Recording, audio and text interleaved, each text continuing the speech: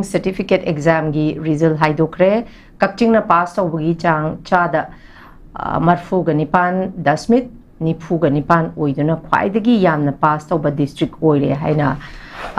kui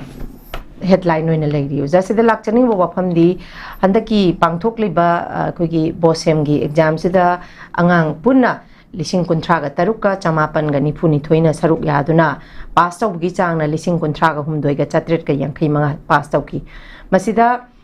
koi hana position holder leirami do mamangi chahidagi di khoigi grade point system si handak shu dumak chathaduna khoigi ngasagi position holder gi list di mamangi chahidagi leikidre thamgidre dumapu masida kakching district na khwaidagi leiba district singi manungda pass percentage se khwai yamna pass tawduna kakching district 98.48 smaina lei ojasida lakchani bo wafam di hana khoina exam ama haidorakpa matamda ngasagi grade system se leitabana maram oirakanda mark basis da adum haidi sigi school sina handaki topper oire khole du leiba adu hana dugi system leirambaga grade ta lakpasiga sida ojagi mota kari haini sigi awon ba malakpase kari ojagi mota kari thambini te akoi nawai anga wai da chandigarh like tammi da ko koi mana se akoi budi mag yam bang te ko chandigarh satra ni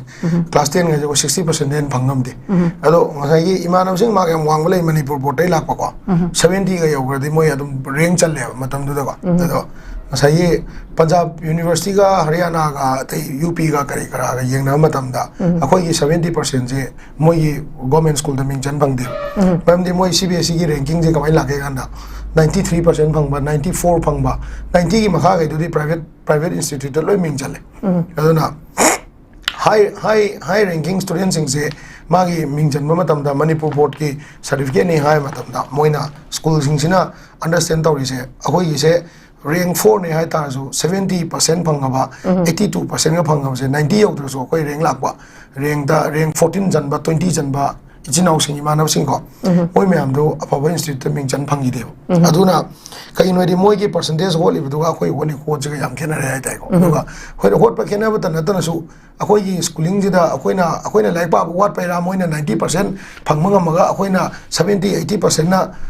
rank 1 ओरक पसी मसी की problem म दि लेबको अदुना grading system जे याम फय हाय ताइ को grade ओय ग्राउंडना A grade सिंग से A grade singchina magi kanoda institute ming chanba matamda magi A grade nega akoi grading de chatpanina adugi angle lamada institute ming chanba phangbai chance yam wange adumadi yam phawreng khale aduga hoi position hold tawba adagi grade ki manung do da amu percentage du yeng ku matam da di agi A chale B chale C chale aga magi total marks sing do ulak tragadi amu phaba adu da mu uthok tragadi adum hane phim num tarak pani tawi jo aduna मसे education policy सेमिबा कांगुना हेना खंगदबने सिदा आइना याम कायना comment तौबा यादे आइगिदि अखोइगिदि experience तुगी वानी को अदो I grade system दिना मिंग चनबा खोटबा अदोगी ngसाइगी स्टूडेंट मैम की मरकता मोरल की इक्वालिटी म पोरपदि याम पाना लाखद्रा हेना खले ओके